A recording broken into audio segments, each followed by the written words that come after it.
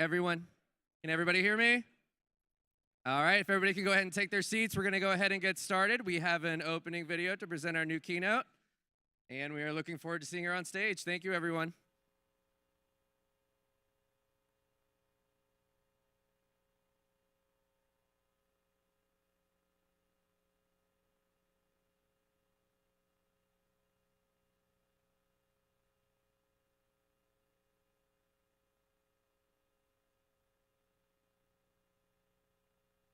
What's happening in the new NBA app?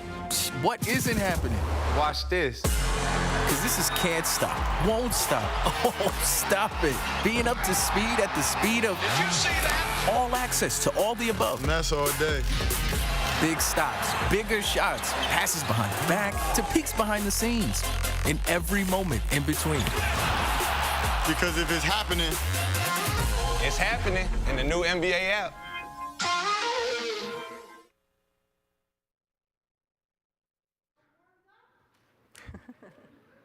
We're going to have some fun to finish the day. Agile Day Twin Cities is back live, and we have a keynote speaker today that is going to warm up the room. We're going to shoot some hoops.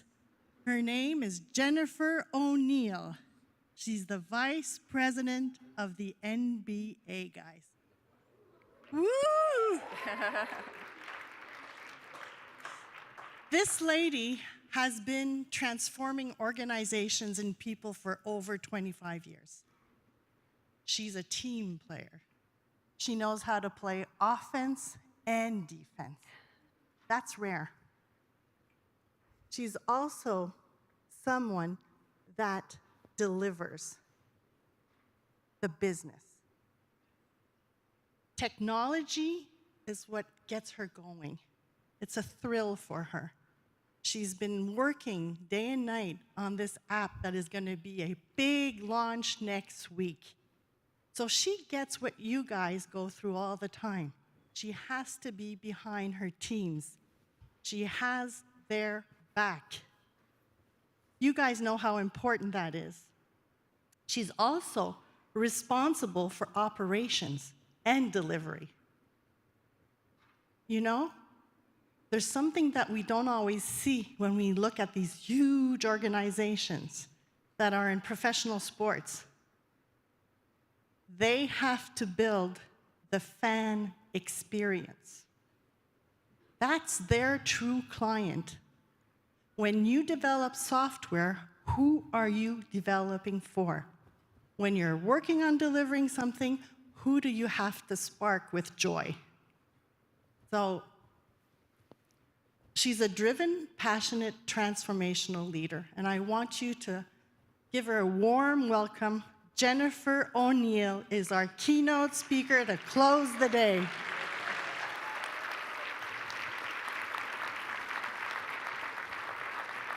Thank you. Good afternoon, everyone. Can you hear me okay? No? Oh, there we go. Now we have power. All right. Let me see all of my NBA fans in the house. Raise your hand, scream, woo! Exactly, yes. Season just started, super excited. Season just started, super excited. Who's your favorite teams? Yell out your favorite teams. Hawks. Who else? Milwaukee Bucks. All right, excellent, excellent. Let me find my little clicker. All right, so I'm extremely grateful to be here today. It's been a long road to get to the point where I'm at right now, and honestly, I did not imagine myself where I am today, not meaning on this stage, but the path that I ended up on in my life. But before I dive into that, I want to take a moment to thank MC. Now, MC from Cprime, thank you very much. MC wanted me to come out here dribbling a basketball or something, and I said, you know what? I do not know how to dribble a ball. So that would have been a terrible experience for everyone to witness. But I want to thank MC for this opportunity, for a partner, a friend of ours that introduced us, for the many opportunities that we've had so far to conversate and do some amazing things together, and for what's to come. Thank you. I'm grateful to be here and speaking in front of all of you. One of the things I want to talk about is, before we dive into the topic of change, is about my journey. Like I said, I didn't imagine myself where I am today, not saying on this stage, but following in the footsteps of technology like others before me was not something that I aspired to do. It wasn't on my radar screen. I had a different plan, a different purpose, a different path, a different goal, a different vision, different things that I wanted to do. I wanted to go into business for myself. I wanted to be my own boss, do things my way. I didn't want to go to work for the man. But being the rebellious teenager that I was growing up in the suburbs of Washington, D.C., my parents kind of laid down the law and said, if you want to live here, you're going to school. I said, I don't want to go to college. Why do I gotta go to college and take classes, things that have nothing to do with what I want to do? Well, if you want to live in this house, you're going to go to school. All right. So I went to my local community college, took some classes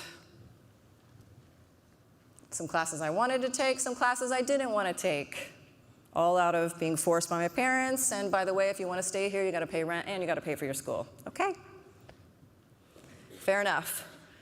So I went to school, got a job, was working a job and going to school at night. And I was actually, in 1994, I was working for this small software development firm in McLean, Virginia, just outside of Washington, D.C. And if any of you know the area, it's a big technology corridor now, like Reston, Herndon. That area is just huge technology corridor on the East Coast outside of D.C. So I'm working as an office manager for this small software development firm that is building long-distance billing software for Bell Atlantic and Bell South. If any of you have ever heard of the Bells, Bell Atlantic and GTE joined forces back in early 2000s and became Verizon, and Bell South was acquired by AT&T also somewhere in the early 2000s as well. So the Bells are now Verizon and AT&T. So the team that was working there in the office was building this long-distance billing system. And I guess one day, they were shorthanded with testing. They didn't have any testers to test out the application. So they came up to me, office manager, sitting at my desk in the front. Hey, would you like to participate in our testing effort and act like you're an end user of the system? We really want to see what it's like for an end user. What's the experience of the end user? So I said, absolutely. I guess I should go forward in my journey. So I said, absolutely, let me try it out. Why not? It couldn't hurt. Sounds fun. What do I got to do? Come with me. Come sit down in front of this big computer monitor. I'm going to give you this document. You're going to do what the document tells you to do. Just follow the instructions of the document, and he walked away. So I'm looking at this thing, and it looks like maybe the beginnings of a user manual. So I start testing. I'm reading the manual. I'm testing. I'm reading. I'm testing. And I'm like, well, how do I know it's working? Just because the manual says this is what it's supposed to do, how do I know it's working? I started asking all these questions. Well, what happens if I do this versus that? So he got pretty annoyed with me pretty quickly and said, you know what? Here's a document, this thick. Read through this. Slam. It was a 9 on the Richter scale once it hit the table. If any of you have ever worked in government contracting before, your documentation was at least this thick. So I start reading through this document, trying to figure out, well, how do I know it's supposed to work? Why, where are the requirements? I'm reading through, and I'm like, this is fascinating. All of this documentation about this, and look, it's come to life on the screen here, and the users can use it, and they can interact with it, and they can do things. This is fantastic. So that was pivotal moment number 1 in my career. Boom, the beginning of my technology career. I said, I got to do this. I got to learn this. I don't know what this is, but I got to do this. I got to learn more. I got to study. I got to do it. So I continued on in my career, learning everything I could about testing, about software development. I taught myself HTML, JavaScript, ASP, Cold Fusion, learned how to do front-end web development, went into business analysis to really understand what it was like to write user story, back then it wasn't user stories, back then it was functional requirement specs, to write these big functional requirement specs. I wanted to learn more and do more, so I spent time sitting next to developers, asking a million questions. What is that? Why are you doing? What's that word? Why does it look like that? Why does it do that? What happens if da-da-da-da? I was just this inquisitive mind that wanted to know, wanted to know, wanted to know. So as I continued on my career, I ended up going independent back in 2005, I believe it was, as a business analyst, business systems analyst, product manager, that type of a role. And in 2005, I had a client that brought in several vendors to help build an application for their company, for FINRA. So this was for the Series 7, Series 6 exams that everybody takes today. We were building the testing application that delivered the tests to these people. And a group of consultants came in from another company and started talking about this Agile, Scrum. Like, what is this? What is this nonsense? I'm used to writing use cases and following RUP, right? How many of us followed RUP when RUP was a thing? What about CMMI? All the levels of CMMI, going through all of that training and certification. So during my whole time of learning all of these new things, there were big pivotal changes going on in the software development community around processes. CMMI was in play, RUP was a big thing. So learning all of these things, learning these new processes, then I get to this place and I hear Scrum, Agile, we gotta do this. And I'm like, oh God, not another process. We don't need another process. So as I'm going through the motions and really learning and understanding what this Scrum framework thing is all about, I'm getting excited because I'm seeing it in action. I'm like, this is really cool. Like, people are talking to each other. They're not just throwing stuff over the wall. They're in a room, they're conversing, they're collaborating, they're up on the wall with stickies, they're on the whiteboard. Like, this is exciting, it's energetic. It's not just me sitting in my cube writing requirements and handing a document off and waiting for 3, 4, 5, 6 months for it to come back and me to say, nope, that's not it. We've all done that before. So it was exciting just to see people working together and not sitting in these silos and handoffs and moving requirements to design, to development, then to testing, and then maybe after a year you get to see some type of a product, again, just for it to be completely wrong. So it was exciting, this excited me. And I think that was probably pivotal moment number 2 in my life, where I was introduced to this thing that blew my mind. And I said, we all have to do this. Everybody has to do this. I'm going to tell everybody. I went to everybody I knew, every other team in the company that wasn't working this way. I said, you got to do this. This is amazing. Everybody I knew outside of that job, you got to do this. This is amazing. It's wonderful. So for the next several years, as an independent consultant, I went to company after company after company to help them transition the way they worked, transform the way they worked, implement Agile, implement Scrum, implement Kanban. And of course, it's a disaster. It's always a disaster when you start coming in there and trying to change everybody's ways of doing things, what they're used to. And then I encountered pivotal moment number 3, where I finally got it. I finally understood what Agile was about. It took years after going and doing, going through the motions. Yeah, we're a Scrum team. We have a stand-up every morning. It's 30 minutes. We do sprint planning, maybe once a month. We get together. Oh, and guess what? We use Jira, so we are definitely Agile. We've all seen that, heard that, and done that, and been through it, and probably coached people that way too. So we've all learned our mistakes, learned from our mistakes. So when I finally realized that Agile was not about just doing those things, it really was about your frame of mind, your mindset. It was about the mushy-gushy stuff, right? How to communicate with people, how to lift people up. I don't want to use the word empower, even though Fernando's not here anymore. I'm afraid to use that word now. I'm never using the word empower again.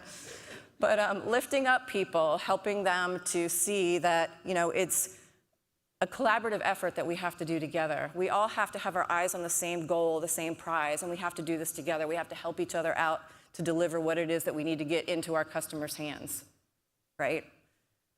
So really taking a step back and understanding the values and the principles that the manifesto brought about and what they really truly mean. And that kind of became my next mission. Well, I'm going to teach people that, this is what Agile is really about. It's not about the Scrum meetings, the Scrum events. It's not about people just delivering something every 2 weeks. It's not about those mechanics. It really is about something that's more deep. The way you think, your philosophy, the way you work together, the mushy-gushy stuff, which a lot of people have a hard time dealing with. We got deadlines. I don't have time for this. What's this retrospective thing? We don't have time for this. Get to work. I'm sure we've all been through that, right? Yep, don't have time for this. Let's skip the retrospective. Retrospective is the most important meeting you can ever have. So that was my mission after that, was, you know what, I want people to really understand what this Agile thing is. So I went out and I did meetups and spoke at conferences, did what I could to make an impact in the community. However, the community was really ugly. There was a lot of turmoil in the Agile community. People were arguing and fighting amongst themselves on what's the better framework. No, Agile is about this. No, Scrum is better. And there was so much just back and forth, negative, nasty stuff. I said, I got to step back from this. I got to take a step back and really focus on what it's all about. But at the same time, I said, you know what? I'm going to go learn all of these frameworks so I can make my own decision. So I went and got my SPC. I went and got my LESS certification. I went and got design thinking and how to run design sprints. I went and got training from the back of the room. You name it, I went and did it. I already had my CSM and my CSPO, so let's just add some more on the list. I want to make my own mind up. I don't want to hear the arguing community talk about this versus that and really missing the whole point of all of this. So I did. I disappeared from the community for a while and just did my own thing and focused on what was important to me and the message that I was trying to deliver and to drive with the organizations that I was helping. So I think about Fernanda's message at the end of her keynote this morning about, so who am I? Who am I? Well, I am a facilitator, a teacher, a coach, a mentor, a friend, a cheerleader, a teammate. I am all of these things all the time to whomever I'm dealing with. That is me and that is who I am. A therapist, a protector. I play 100 million roles in my job. And I love every single one of them because every team, every person, every leader, they all need something a little different. So you can't be a one and done. You've got to be that T-shaped individual. You have to have these skills across the top. Agile isn't about just coming in and saying, we're going to run sprints. We're going to be a Scrum team. Everybody needs to be a Scrum team. It really is about having the skills across the board to sit down and listen to people to help them on their journey, to help understand where they are today and how you can help them get to where they need to be, because change is scary, change is fearful. So that's me, that's what I am. I am all of those things all the time, and I love it. That excites me, it's thrilling.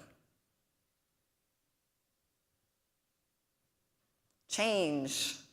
I love the topic of this session, change, because it's all around us and it's just becoming more and more and more prevalent in every single thing that we do. And it's faster and faster and more, right? I've got 2 Gen Z children that I want to strangle half the time, but I get where they're coming from because I sit down and I have these conversations with them. What do you want? What are you expecting? How do you think the world works? My daughter graduated from a private university back in 2021. She's still looking for a job in her major. She did a double major in marketing and business. Now, granted, I can say she's probably not looking as hard as I think she should, but she's still having these challenges, and I'm trying to help her. I'm trying to figure out why. Why is she having these challenges? So I set her up to talk to a friend of a friend who owns a digital marketing agency in New York City. And I said, let's call up Kathy and let's talk to her. Let's just see if she has some advice for you. Maybe look at your resume and see if there's some pointers. You know, maybe she has some connections she can introduce you to. And I'm going to call in just to listen, just so, you know, I'm not a marketer either, so I want to learn too, and then I can help you. So I dial into the Zoom. My daughter's 7 minutes late to the Zoom. She gets the Zoom call. She's sitting in a tank top with her bra straps hanging out, leaning against the wall with the Zoom video camera on. I am just devastated. oh my God, what is she thinking? And then half the time there's no eye contact, it's looking this way and looking that way and saying, like, well, you know. And I'm just like, I'm melting at this point. I'm like, so I call up my friend afterwards and I'm like, she's like, don't worry, I know. The bad part about it was that she had emailed me right before that call and said, I actually have a job opening on my team for a social media marketer. Maybe it's something your daughter would be interested in. And I'm like, yep, she just threw that chance out the window. So I call up my daughter and I say, we need to have a chat. Come on over. So she comes over the other night. And I'm like, so here's some key takeaways I got out of the session with Kathy the other day. And I'm going through it. And she's like, well, Mom, this was just talking to one of your friend's friends. And I'm like, honey, I know that's what it seems like, but this is still a business conversation. You need to come prepared. You need to come and look professional. You need to treat this as if, you know what, maybe she knows 30 different people she can introduce you to get a job. Oh yeah, well, that makes sense. I'm like, what is this world coming to? Change is what this world is coming to. But I love change, it excites me. Everything that I do is all about change. I move all the time, I don't stay in one place. Like literally, I moved to Jersey City back in 2009. I just upped and sold my house and moved up to the New York City area. Whoop, come on, kids, let's go. Got the kids out of school, got them enrolled here, found a house. Whoop, let's go. Like, you know, the jaws on the floor. What? I'm like, come on, let's go. We're moving. We move up there, and literally, I've been up in the Jersey City, North New Jersey area now for 13 years. I've moved 7 times. Yeah, that's a lot. But I like change. I lived here. Oh, this is great. I want to do something a little different now. We'll move over here. Oh, this is great. Change. I love change. When I was 40, I decided I'm going to get my certified personal trainer license because I loved working out. I was always in the gym. I was always a sports nut. I was not basketball, though.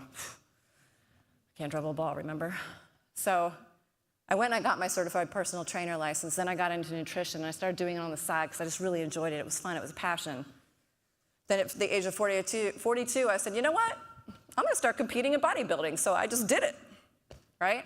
2 years later, my daughter graduates college. You know what? I'm going to pick back up motorcycle riding again. So I went and bought myself a Harley and started riding again. I love change. Change helps you grow. It helps you get out of your comfort zone. It helps you try new things and experiment, find things that you never thought that you enjoy. So I love it. I thrive on change.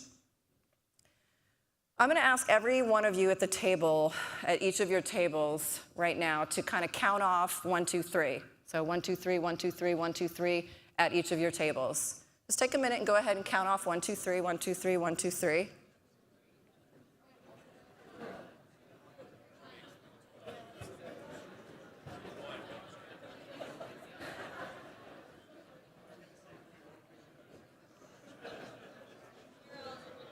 All right. Can I have the threes stand up? All of the threes, please stand up. All of the threes, please stand up. All right, look around the room and see how many threes are standing up. 1 in 3 people would not change if they didn't have to. 1 in 3 people would not change if they did not have to. Just think about that statement for a minute. And looking at all the people in the room right now, these are the people you deal with when you're doing your Agile transformations.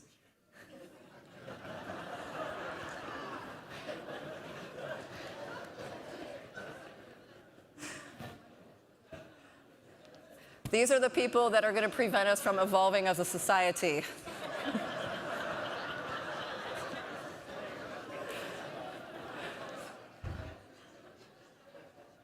All right, number 3s, you can sit down. Number 1s, stand up. Number 1s, stand up. You all are the quitters.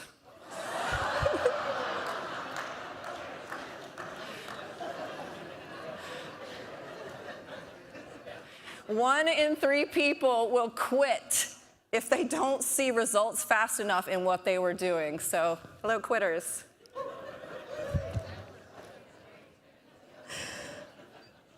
Thank you. You guys can sit back down now. Thank you for being such good participants.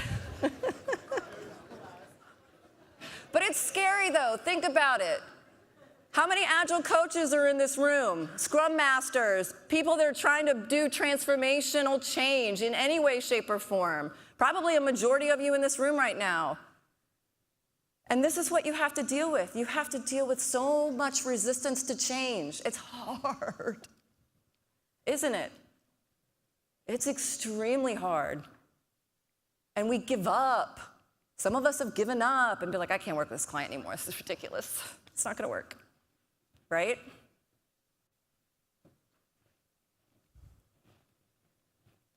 "79% of businesses need to adapt their business every 2 to 5 years. Oh shit, I got to go through this every 2 to 5 years.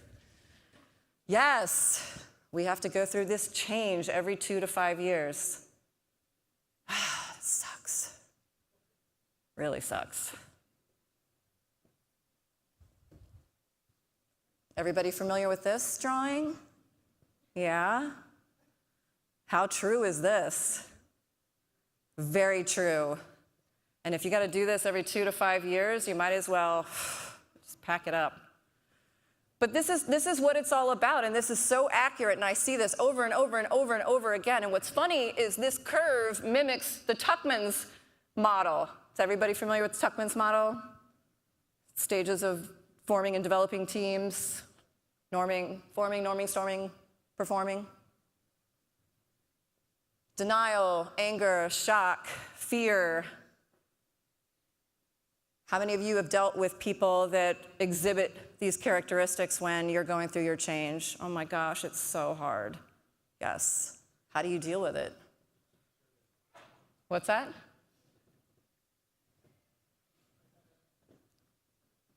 Depression, acceptance, commitment. When they see the light. One day they'll see the light. And when they do, they're ready to make a commitment. And they're ready to go through with the change.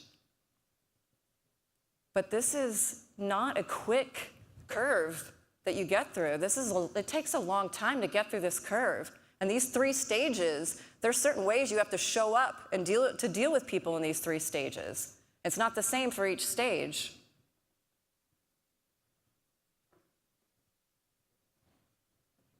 Anybody heard of open source change?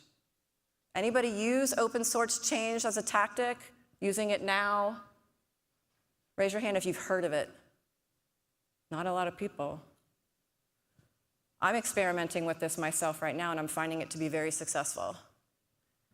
How many of us have done top-down changes that have been mandated from the powers that be up above? Thou shalt be agile, right? Yes, we've all been through those. They are not fun, especially when the higher-ups don't even know what the hell they're talking about. But yes, there's this thing called open source change, and it's where you get the people involved in the change. You get them to have some ownership and accountability, to set some of the guidelines, to set some of the goals and objectives, to help measure progress, to be a voice and to communicate, rather than everything coming from the top down. It's coming from the sides, it's coming from the bottom, it's coming from this diagonal, that diagonal. It makes it so much more successful, 58% more successful, as opposed to 34% coming from the top down. If you don't know what open source change is, look it up, read it, start looking at how you can apply it to the change that you're trying to bring to whatever you're doing. It's been a lifesaver for us, because instead of me saying, here's what you're going to do, I ask a group of people, what do you think we should do? I may know the answer, or I might think I know the answer, but I get to hear 10 other perspectives from other people that live it, they're in the trenches, they understand it, they see it, and they have a voice, and they bring that voice to the table. And it makes it so much easier to lock arms together and go through change together rather than being told you have to change. So look it up. It's very powerful. Drivers of change. Drivers of change. There's a lot of things that drive change. The market, being competitive, the user experience, and user engagement. For us at the NBA, we've been a company focused around the game of basketball and focused around licensing our content and building strategic partnerships. And that's what we've been about. We've not been a technology company. We outsource all of that.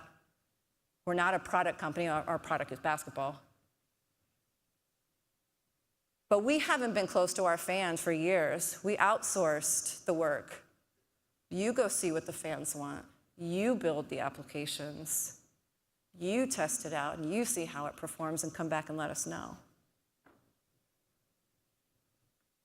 We realized that was a completely wrong way of looking at it. If we wanted more engagement, if we wanted global reach, if we wanted to be the best out there, and which we are right now on all of our social media platforms, we are at the top. We are beating NFL, all of them. Yes. Yes. So we said, you know what? We got to do this ourselves. We need to bring the talent in-house. We need to build the capability in-house. We need to do this because we need to be close to the fans. We need to listen to the fans. We need to hear what it is that they want. We need to understand their behavior, right? The fan experience was a huge driver for us. We want them to have the best experience possible. We want to know everything that they love and they hate about our websites, our applications, our products, our services, everything that we want to do. And in order to do that, we need to talk to the fans, and we need to talk to them frequently. And we need to listen. Fan experience. Evolving technology. Oh God, I feel like I'm turning into my father, who has never used a computer in his life.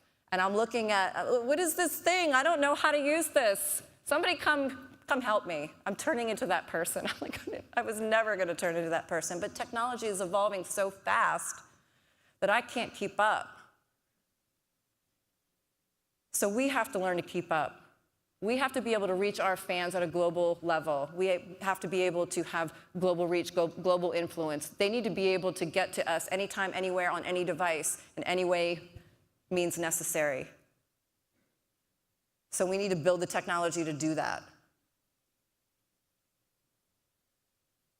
Crisis. Excuse me for a moment.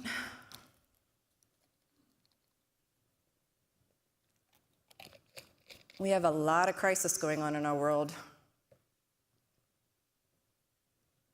And one of the things that I've really loved about being at the NBA is they are at the forefront of dealing with it. They're not hiding behind the scenes. They want to make positive change. They want to be influential. They want to do the right thing. They want to create a social impact. And that's what we're doing. By being able to reach our fans, by being able to reach our partners anywhere, anytime, we can use that platform to have a voice, to share a voice that we are going to make positive change.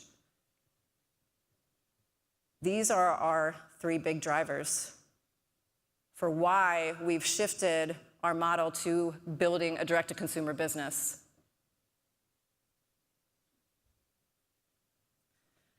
So how do you start? Remember what I said, the NBA was about the game of basketball, licensing our content, and building partnerships. We did not have a big technology footprint. We didn't have product management teams in-house. We didn't have data scientists. We didn't have all of these things that were necessary in order to build a direct-to-consumer business. So it really was like starting from scratch. Sure, we had products and platforms that were built by our vendor partners. We had to bring those in-house and build them on our platforms. We had to build the technology in-house to be able to support these things. So now we have to hire new leaders. Excuse me, we've got to hire new leaders. We've got to hire new talent, new people, build new teams. We've got to create a new capabilities. We've got to create new job descriptions and titles and career paths. Everything was new. New tooling, new platforms, new people, new process, new ways of working. Let's throw Agile into the mix. Everything was new, new, new. and a lot of new all at once. So thinking to ourselves, I was part of a governance team that, we started thinking about how are we going to do this. And we said, let's just use Agile to make us agile. I'm sure everybody's heard that before. Use Agile to be agile, right? It's funny because I was sitting at dinner last night with one of our colleagues here, and she said, what do you do? And I told her what I do, and she's like, the NBA's agile? I'm like, I know, it sounds funny, doesn't it? But no, we're trying to get there. Again, it's new, this is all new. So it's a big change. And what's the worst part of change? People, process, or tools? Which one? People. Yes. People. That's the hard part. So the first thing we said was, let's focus on the outcomes first. Figure out where is it that we want to go? What's that North Star? What are we trying to do? How do we get there? Do we have what it takes right now to get there? Nope, we don't.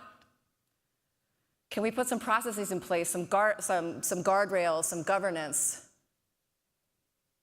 So we really had to kind of sit down and plan this whole thing out. How is this going to work? We have new employees, old employees, consultants, and a partner to help us build these solutions. And by the way, the partner has their own tooling and their own way of doing stuff. Let's make it easy. So I said, let's start small. We obviously couldn't hire everyone in the beginning. It was staggering, especially with the way the talent pool was, because all of this kicked off just before COVID started. Everybody's remote. We're using technology to build technology. It was a big conundrum. So we didn't have all the talent in place. Well, let's start where we can. Find your champions. Find your people that love change. Find your people that want to try something new. Find your people that want to experiment and want to be the guinea pig. Find them. They will be your biggest advocate, and they will be the ones that go out and tell their peers, hey, come on board. Come with the cool kids. This is great. So that's what we did. We found the champions. We found the people that were willing to step out of their comfort zone and try something new, do something different. And we started with a couple small teams. And I took, this is what I tell all of you in this room right now, and I tell everybody this all the time. Get the jargon and the frickin' buzzwords out of your vocabulary, because it adds nothing but confusion to the people that you're talking to. And then it sounds like you're coming in with change and the hammer. Kind of organically have them do things that they don't even realize are that thing, right? And then you can go back later and say, oh, guess what? You've been doing that all along. I'm telling you, get the jargon out of your vocabulary. It will be the biggest impact that you can make. Setting clear expectations, measuring those goals. Here's the word empower again. Empowering people. Lifting up people, helping them understand that they can, and I hate the term fail fast. Everybody says fail fast. I like to call it learn early. Help people learn early by experimenting and letting them know it's okay to make mistakes. It's not really a mistake, you're learning, right? Start small. Iterate, learn, and adapt. Just do the thing, get in there and do it. You don't have to have it completely ironed out. Just get in there, do it, see the results, see what happens. Adapt, change a little bit, do something a little bit different, see how that resonates with the team, see how that works, adapt.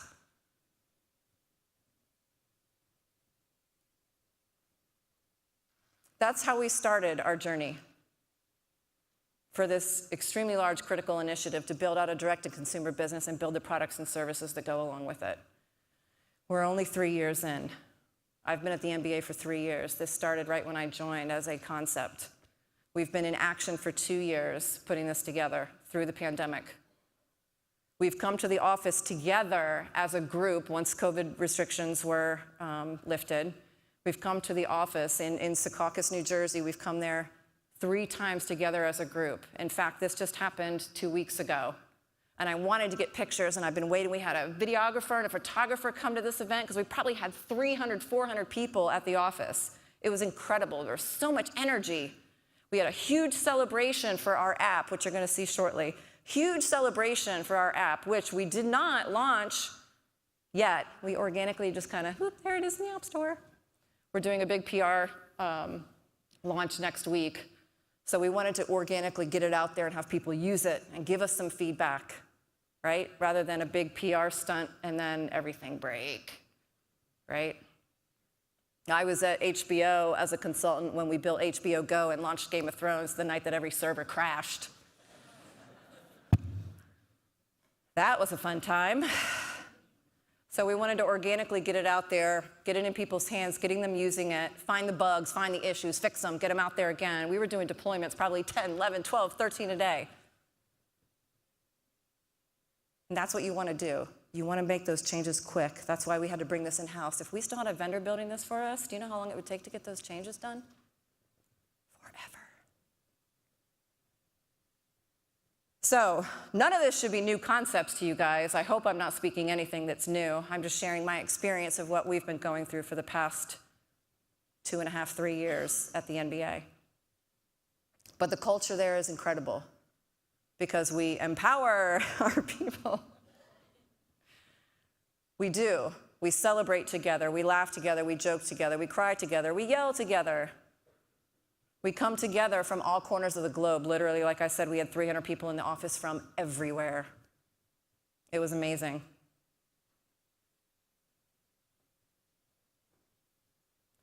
My 3 key lessons that I've learned over the years: build relationships. Number one thing you can do is build relationships and build trust with the people that you meet, the people that you work with.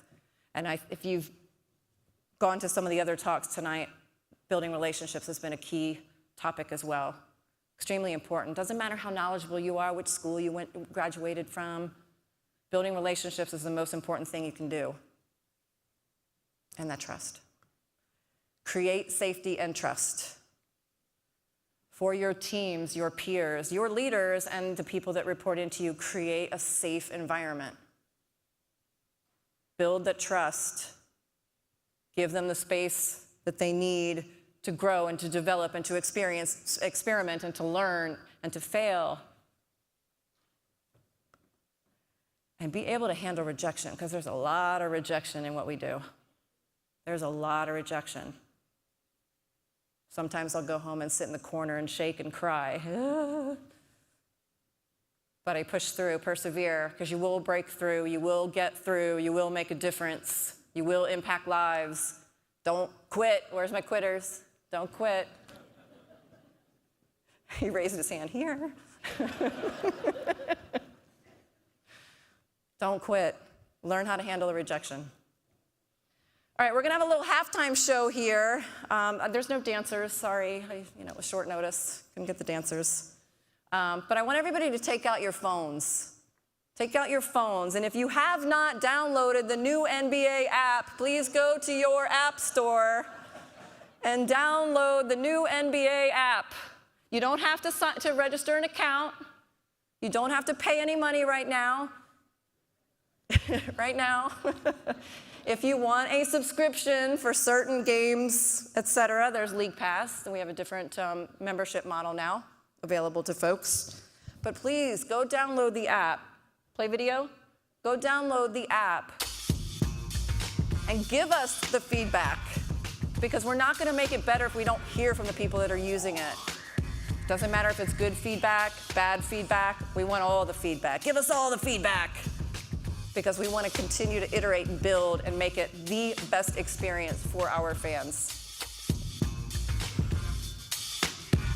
Right here, he's eyeing the shot clock. He's like, okay, you give me the space. That day really got me into it and been hooked ever since. 13 for the game. Yasarski! Yasarski! 6 seconds left in the half. McCollum goes behind the back. 3 seconds, 2 seconds. McCollum, it's good at the horn with a little sauce to boot.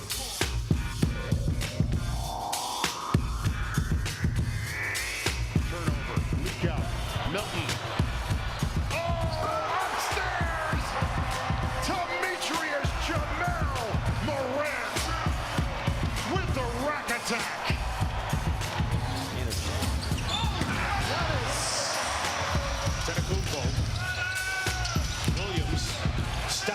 defense. Threw it to himself. Oh! Wow!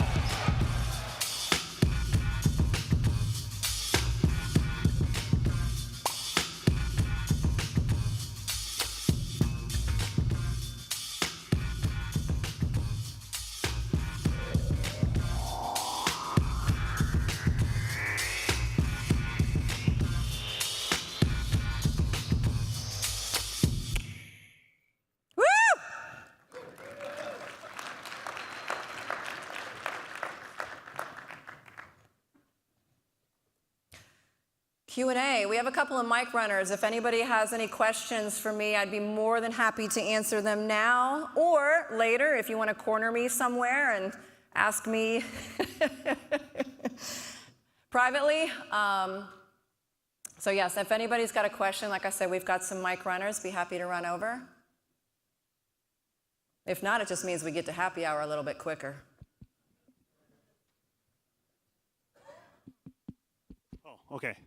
So specifically, the League Pass app is 50% off now, correct? Do you know? So I guess just what was the decision behind that, if you do know anything about that? I don't know the decision behind it. I was wondering kind of more like if that... Maybe it's the promotional. Right. I was wondering if that had anything to do with your app and the work that you guys have done bringing that in-house. Oh, I'm sure it's probably promotional at this point, yeah, because the app is fairly new. We actually put it out in the stores back in mid-September, but like I said, very quietly. We didn't announce it. It just kind of organically, people saw it, or they saw that they had an update to install. So it's been out for about a month and a half, and we're going to do a big PR stunt next week, so I'm sure it's a promotional offering. Take advantage! Anybody else? Any other questions? Thank you. What is the biggest feedback you got from this, from putting it out there, and what is the first experience of your users, customers? We liked the old League Pass, put it back.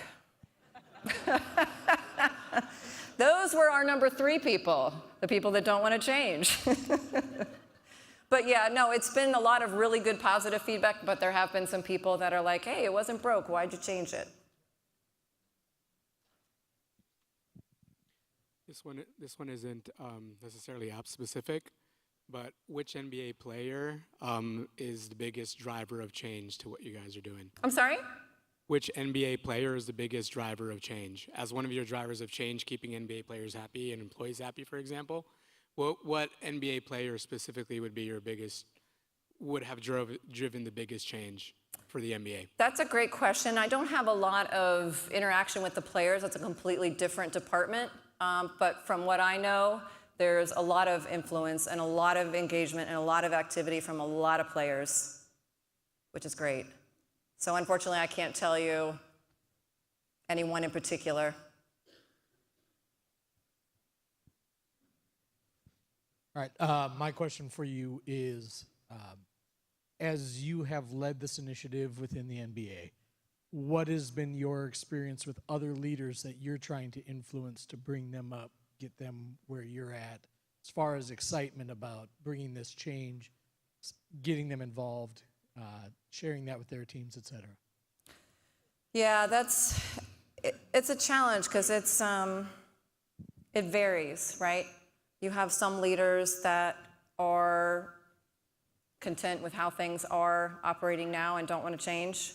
Or sure, that's great, go ahead and go off and do that, right? Like the go in the corner and innovate and come back, that mentality. Others, I kind of involve them in what's going on. Hey, come stop by and see what's going on over here, just so you can get some firsthand, knowledge of what the teams are doing, what the people are doing, to see if that will excite them. But it's so hit or miss. Everybody's so different. There's leaders that don't want any involvement, just go do your thing. And then there's leaders that are like, oh, so what's going on over there? I am hearing good things. What's everybody doing? So it really is, I've, over the course of many years, spent a lot of time sitting down one-on-one with leaders, helping understand where they're at from a mindset perspective on this whole agile transformation thing. And by the way, I really don't like the word transformation. this agile evolution. It's been a challenge because some of them feel they're under pressure, don't have the time, we have deadlines, we just have to get things done. So however you want to do it is fine with me. But it's tough. So you said you've been doing this transformation for about 3 years.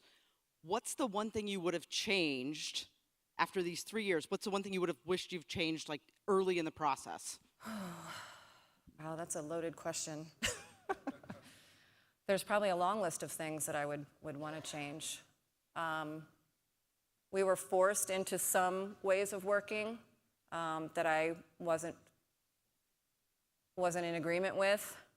The one thing I think where I did add a lot of value was in our financial and accounting model for this initiative. That's a challenge. I don't know if any of you have ever tried to work with finance when it comes to Agile teams and trying to comply with accounting and GAAP. So I actually had to build an Agile accounting model for our accounting team so that we didn't have to do timesheets. Yes. Yes, and it worked. It was fantastic. But what I would change is dealing with HR earlier in the mix, because what I'm trying to do now after the fact is sit down with HR, because we're going through annual performance. We're doing performance reviews on individuals, not on teams. So again, we're just spreading the divide between working as a team and being an individual contributor.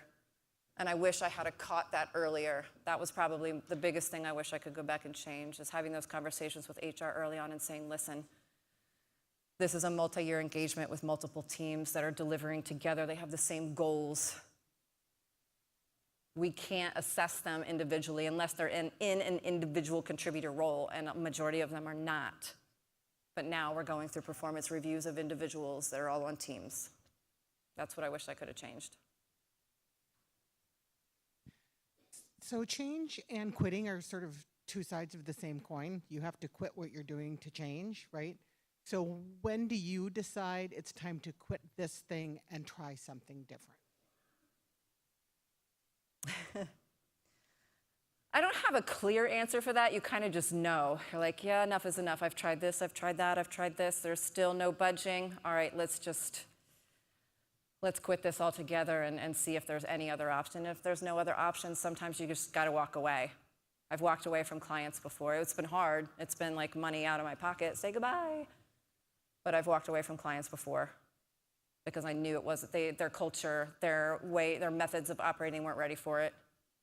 And I wasn't going to try and shoehorn them in and force this and make it uncomfortable when I knew it was going to get just completely wrecked and be fragile and not agile.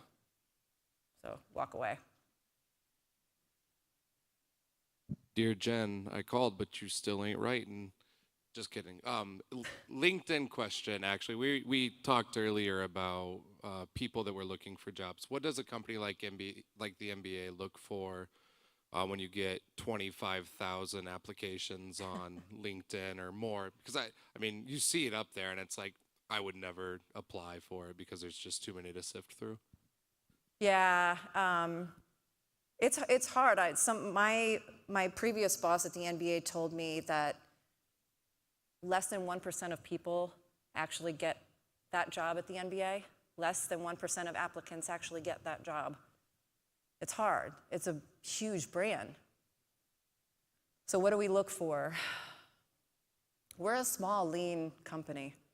We're about 1,500 employees, and I tell this story to others, and they laugh. So when I joined the NBA 3 years ago, you'd think of this multi-billion-dollar organization, you know, had their shit together. And I walk in and I'm like, this is Billy Bob Joe's IT shop down in the basement. Oh my, wasn't ready for this.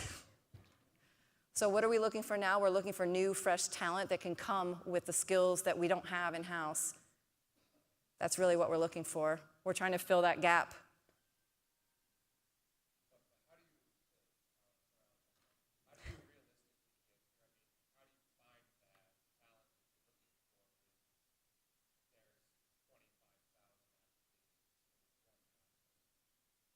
So luckily, I'm not in the talent department. But in dealing with our talent department, sometimes I have to go outside and find an agency that can do all of that for me. Here's exactly what I want. And I do it with our talent folks too, but sometimes you gotta hit it from both ends, right? Our internal talent folks, this is exactly what I want. They'll show me resumes. Nope, nope, nope, nope, nope. Don't bring me anything that looks like this again. This one, yep. Bring me more like this. It is a challenge. And recruiting for us, it took me, I think, 3.5, 4 months before I got my job. That was all the rounds of interviews and coming in, and like, it's a long process. And to your point, NBA is such a highly desirable brand, and it's tough. We don't have a lot of open positions, and when we do, you know, it's 25,000 people that apply. So it's on our talent department to make sure that they can go through those resumes. We have to, as hiring managers, we have to tell them exactly what we're looking for, things that are must-haves, things that are, you know, deal breakers, and just go through that over and over and over and over and over and over again. I wish I had a better answer. Yeah, it's a lot. I'm sure we have some program that they're run through, or some bots that are finding some stuff that doesn't meet certain criteria, certain buzzwords. I'm sure that's happening too, which is sad, because sometimes you get passed over for not good reasons. You went from an Agile coach to an executive at one of the best-known brands in the world. What are the top 2 or 3 pieces of advice you have for coaches? Like, we top out usually within an IT department or something, but what did you do to get yourself to the next level of leadership within the organization? I took on more work than the Agile coach job description. I branched out. I had operations, which means everything from our budgeting, our resource planning, strategy work, portfolio management. I had to branch out because it's such a niche, right? If you just go into I'm an Agile delivery manager, I'm the director of Agile delivery, you're so pigeonholed into a specific area. That is now part of my role. And that's how I had to continue to move up. Well, I want to thank you all so much. Oh, we have one more question?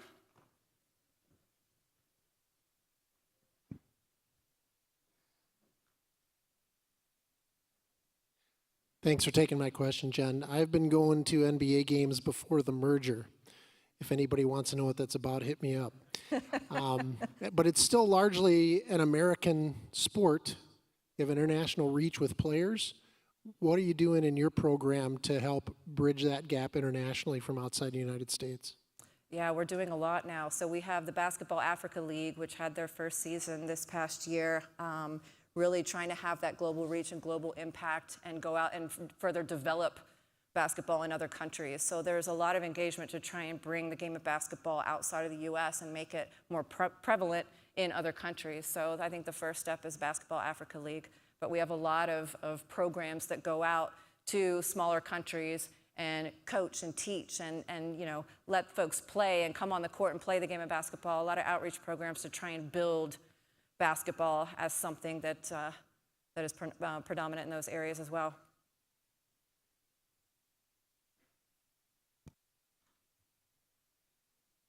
All right, well, thank you all so much. I really appreciate you letting me be here today. Thank you. Awesome. Thank you. Thank you so much, Jennifer. Please continue. Jennifer O'Neill, everyone, thank you so much. Thank you. Thank you. Thank you. All right, so it's us again. We have just a few closing remarks before we get to the open bar with beer and wine and all the new snacks we have laid out for you guys out there. Exactly. On behalf of the whole ADTC committee, again, thank you so much for joining us. Anne's gonna shout out some people in particular when we get to her, but again, from myself personally, thank you guys so much for being here. This conference can't happen without you. A few housekeeping notes from me very quickly. A reminder, everything was recorded today. We will edit those recordings, and within 2 weeks, we will have them on our Cprime YouTube channel. We will send a notification out through the Whova app as well, so that way everyone is aware when those recordings become available. If you were running late, you missed anything, you can go back and watch them as many times as you'd like. We will also be sending out a survey tomorrow regarding the event as a whole. So please give us feedback. We will be back next year. This helps us make this even better, bigger, greater. We can't, again, do this without your input. We build a program to make sure that everyone here is happy. So please fill out the survey. It really does help us. We do have plenty of free swag left over, and that includes t-shirts and the volunteer t-shirts. We won't make you clean up if you take one, but please feel free to stop by the registration table and grab, if we have your size, go for it. Less for us to ship back home too. Yeah, take two, they're a little small. And then also, the Whova app is available for 3 months post-conference. So you can continue to network with people, send messages if you had great conversations, schedule meetups and meetings. I know we have a big local presence here in the attendance, so that's a great way for everybody to stay in touch and connected and bring a group together next year. Last but not least, I'm almost done, I promise. We have our winners for our contest today. Through the app, we had 2 contests. The leaderboard contest, which was all about engagement and getting to know your fellow attendees. And then we had our photo contest, take pictures, selfies, things you saw around the event. The top 3 most likes get prizes. So for our leaderboard and photo contest 3rd place winners, you each receive a $25 gift card to Caribou Coffee. When I call your name, please stand up and then also come and see me at the registration table after the closing remarks. We have Lori Lewis and Alicia Alness. There we go. For our 2nd place winners, for our leaderboard contest and photo contest, you each will receive a $50 gift card to Hope Breakfast Bar. I know it's a big local staple here. We have, bear with me, Greg DeGeneiro and Monica Mariner-Bozer.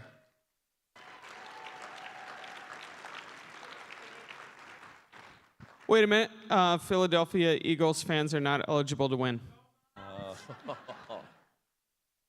All right, and last but not least, for our 1st place leaderboard and 1st place photo contest, you each will receive a $100 gift card to Meritage Restaurant here in St. Paul. Searing Chopel and Brett Bannon. All right, so like I mentioned, please come and find us at the registration table. We'll get you taken care of. They are electronic gift cards. Thank you, everyone, and here's Ann. All right. Thank you, Kyle. Next year, please rig it so Greg does not win.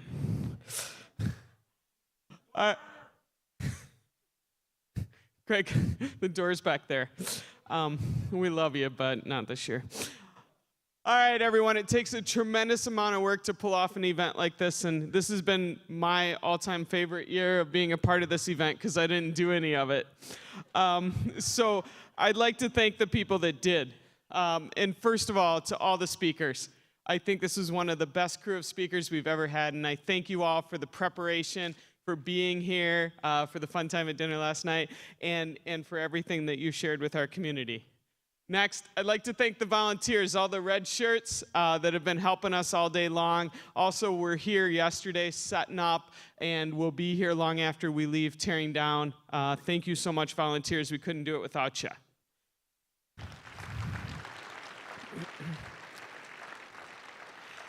I'd like to thank the crew here at the River Center that's really kept us comfortable, kept us with some great food, and also our tech and video crew. You can see them right there behind the curtain.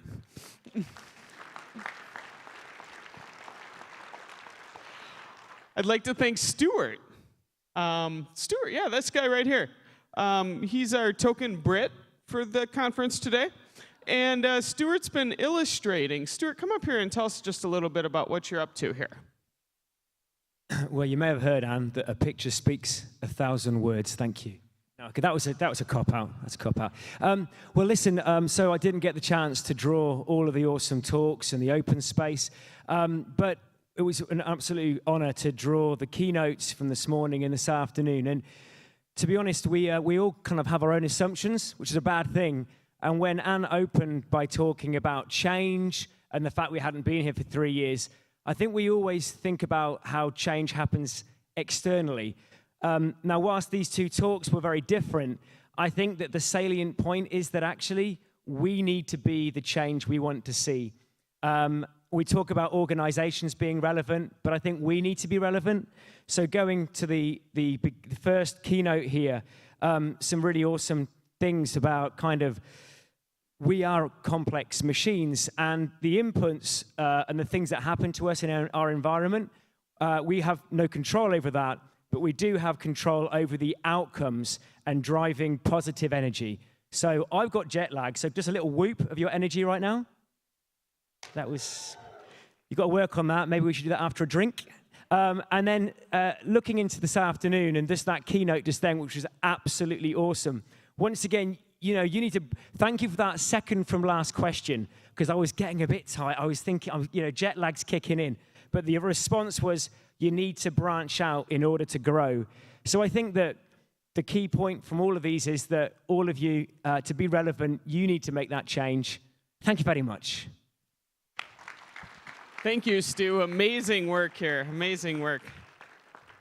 All right, next up, I'd like to thank Madeline. Madeline, where are you at? You're right over there. Madeline. And everyone in the Cprime marketing team. So Madeline and her crew, they made all the logoing, all the colors, all the pictures, all the programs, everything that you see here. And it's really sharp and professional as heck. So thank you, Madeline and her team.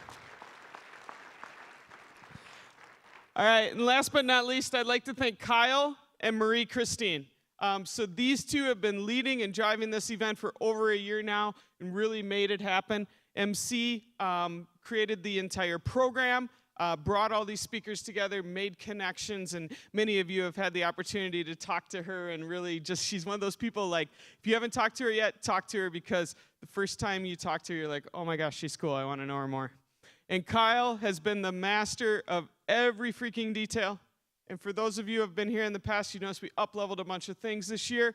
And that's all thanks to Kyle. So Kyle, MC, thank you so much for everything you've done for us. All right. And last but not least, thanks to all of you. We'll see you next year. We'll be back. Thanks for coming back this year. Outside in the hall right now, we've got some beverages set up. We've got some snacks set up. Let's continue the conversation, and thank you all.